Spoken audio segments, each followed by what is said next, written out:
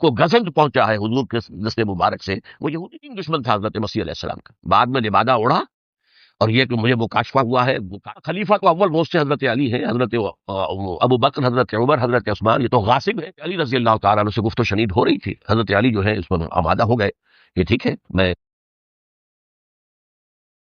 اس کے بعد حضرت عمر کے انتقال کے بعد حضرت عثمان کا انتخاب ہوا، اور حضرت عثمان کے بھی 10 سال پہلے جو ہے وہ بالکل حضرت عمر کی جو دور خلافت ہے اس کے بالکل مشابہ ہے، مماثل۔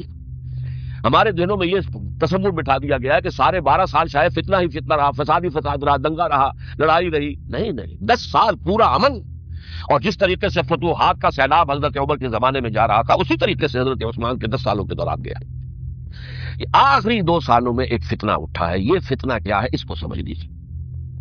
مذاہب کی 2-3 سے کنفرنٹیشن ہوئی تھی، ایک تو یہ کہ مملکتوں میں سے مملکت ہرقل، مملکت روم، مملکت ایران، رومی سلطنت کی 2 ٹانگیں مسلمانوں نے توڑ دی، شمالی افریقہ سے نکال دیا، مغربی ایشیا سے نکال دیا، لیکن یورپ میں وہ قائم تھا، اس کی سلطنت تھی، لیکن ایرانی سلطنت کا بالکل پیا پاچا ہو گیا، ختم ہو گیا۔ اسی طریقے سے 3 مذاہب سے کنفرنٹیشن ہوئی، مشرکین عرب سے، اس کا میں بیان کر چکا ہوں، ان کا پہلا وار حضرت ابوبکر کے عہد خلافت میں ہو گیا۔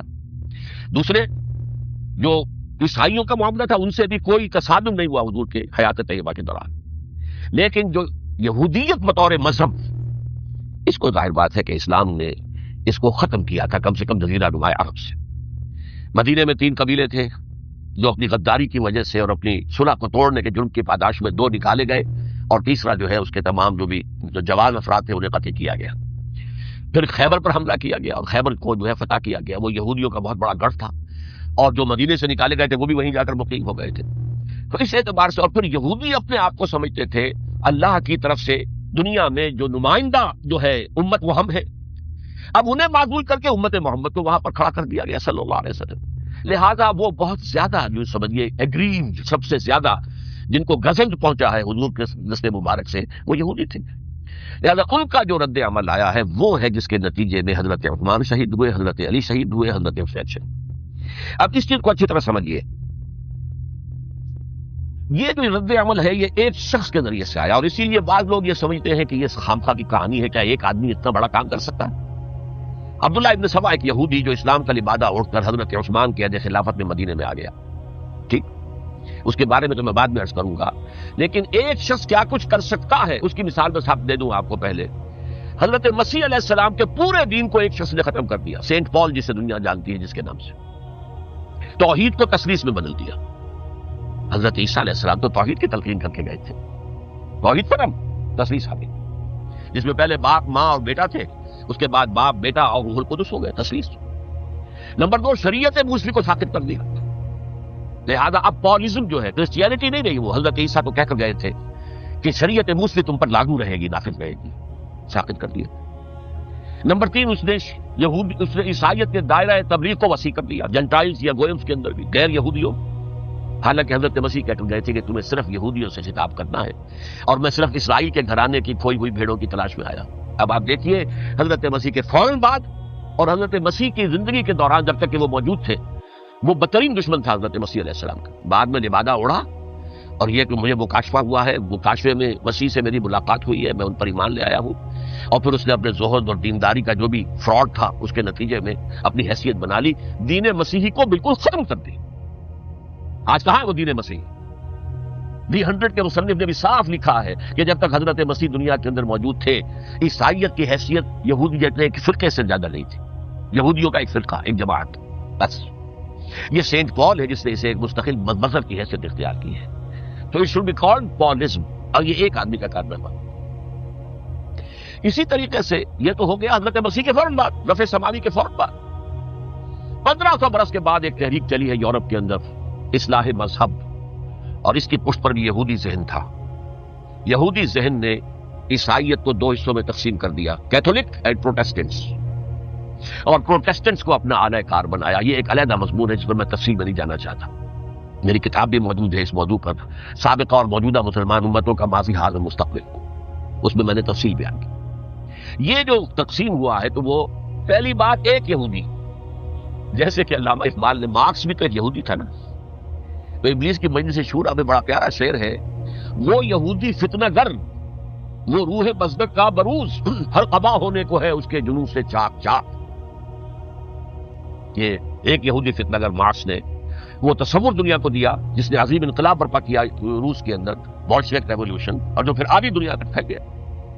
آج سے 50 سال پہلے امریکہ کانپتا تھا، روس کے سامنے کھڑا ہوا کانپ رہا تھا، اس لیے کہ روس سائنٹیفک ترقی میں امریکہ سے بہت آگے تھا. اس کے ایسٹروناٹ پہلے گئے ہیں خلا کے اندر، امریکہ تو بہت پیچھے تھا. بہرحال اس نے جس طریقے سے یو ایس ایس آر کا خاتمہ کرایا ہے وہ ایک علیحدہ بات ہے، میں اس وقت اس طرف نہیں جانا چاہتا، لیکن جان لیجئے کہ وہ ایک شخص کا کارنامہ، وہ یہودی فتنہ گر، وہ روح مصدق کا بروز ہر قبا ہونے کو ہے اس کے جنون سے تار تار. اسی طرح وہ عبداللہ ابن سبا یہودی فتنہ گر. آج اہل تشیع میں سے بعض حضرات کہتے ہیں کہ یہ عبداللہ ابن سبا یہ تو افسانوی شخصیت، اس کی حقیقت کوئی تھی ہی نہیں، حالانکہ ان کی اپنی کتاب میں رجال کشی کے اندر اس کا ذکر موجود ہے.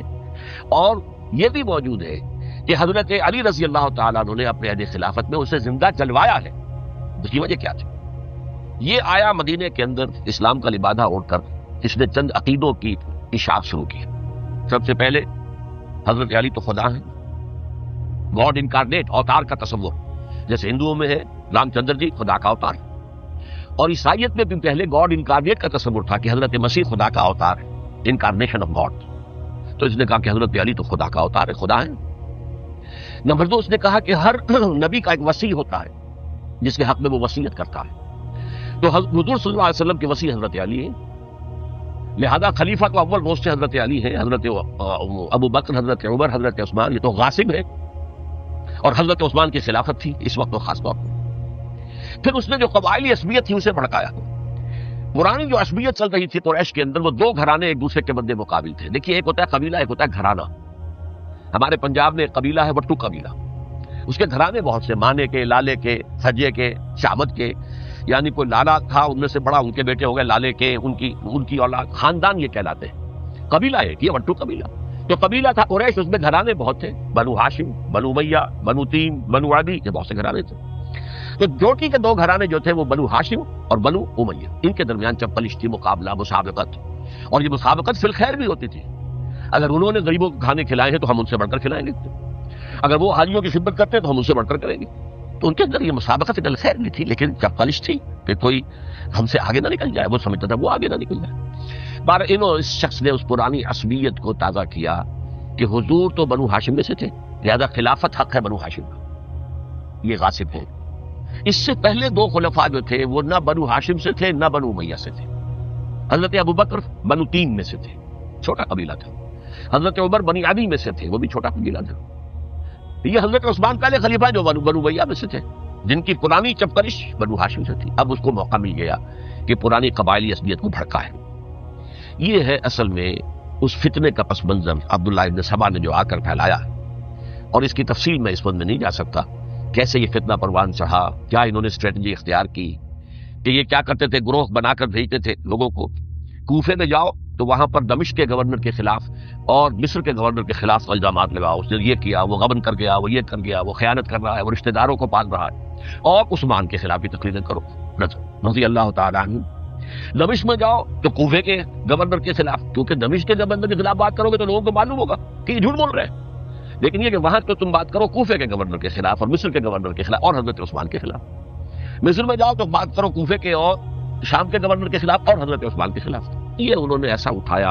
اور اس زمانے میں آپ کو معلوم ہے ذرائع رسل و رسائی تھے نہیں، نہ اس فتنے کی پتہ چل سکا جب تک کہ وہ فتنہ جو ہے پوری طرح برگو بار لا کر تلاور درخت نہیں بن گیا.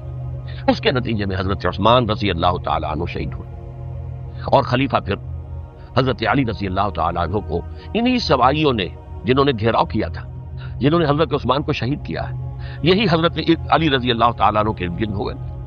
اور حضرت علی رضی اللہ تعالیٰ عنہ بھی نہیں چاہتے تھے خلافت کی بیعت لینا، لیکن آخر کیا کرتے، کیا وہ امت کو بغیر خلیفہ کے چھوڑ دیتے. حضرت زبیر سے کہا گیا، انہوں نے نہیں مانا، رد کر دی بات.